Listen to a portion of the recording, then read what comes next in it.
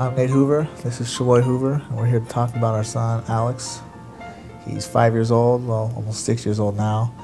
Born in 2004. Plays baseball, rides horses, goes to preschool. So he's our pride and joy. I got pregnant and we were really excited. It was our first pregnancy, obviously. And at 18 weeks, my water broke. I had developed a small tear at the top of my placenta. And when I went into the hospital to be checked, they validated that indeed my water had broke and took me straight to labor and delivery.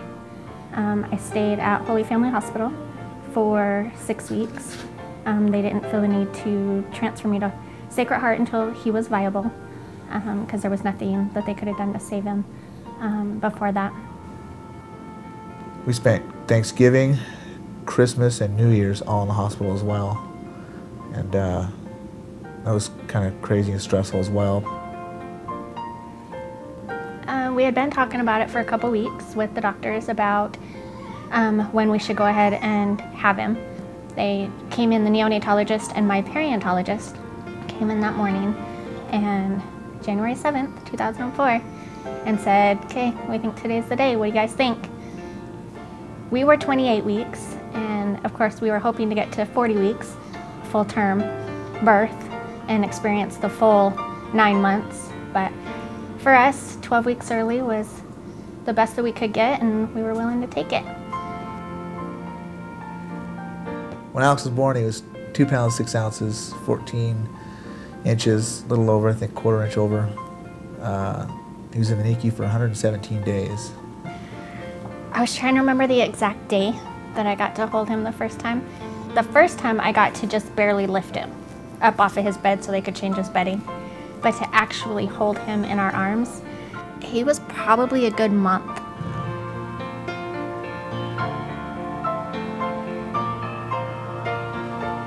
Alex was born on a Wednesday, and that Saturday his kidney shut down. Come to find out, he was only born with one. And when that one kidney shut down, the working kidney shut down, his body filled up with fluid. He turned horrible dark blue. Not a fan of blue at that time. And they put him on peritoneal dialysis to try to flush the fluid out of his body. That was hard. Yeah, this went on for a couple days, and then it was obvious the dialysis wasn't working very well. It started to not get the results we needed. So when the doctors basically said you didn't think about a decision, we decided not to make a decision because we came this long with Alex doing most of the work as far as on his side. So it'll be up to Alex. The dialysis quit working, I believe, Saturday night, and Monday morning his kidney kicked in. Actually got a little bit of measurable urine, so that was awesome. It was heading the right direction. In the 1970s, the March of Dimes regionalized NICUs across the nation, allowing for us to stay in Spokane when we had Alex, which allowed for us to maintain our home and have our friends and family support here, especially with the 117 days. Having to go out of town would have been really difficult. And at the end of my maternity leave, I was able to go back to work because we had the NICU here in Spokane, and get some normalcy back in my life and still be able to go spend time with Alex in the hospital, which also allowed for me to build up time, so when we brought him home, I was able to take some additional time off. I remember asking or telling him, all I want is for you to come home for Mother's Day. And he did. May 3rd.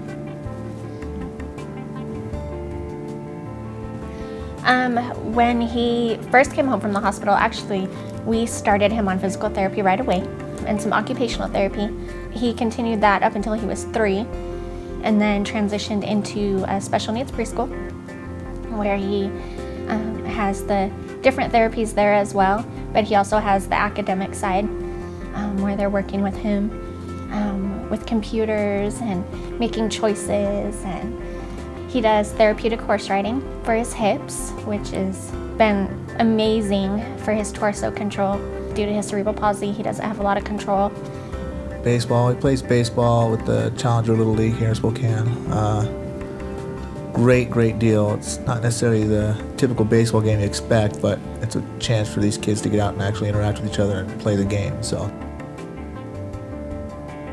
Before the NICUs were established across the country, the survival rate for low birth weight babies was less than 30%, and now there is a 90% survival rate, and Alex, thankfully, is one of those 90%. We thank the March of Dimes every day, we thank the hospitals every day, the staff every day, our family and friends that we have Alex. March of Dimes helped with a lot of that research for the treatment of his kidneys, or kidney failure.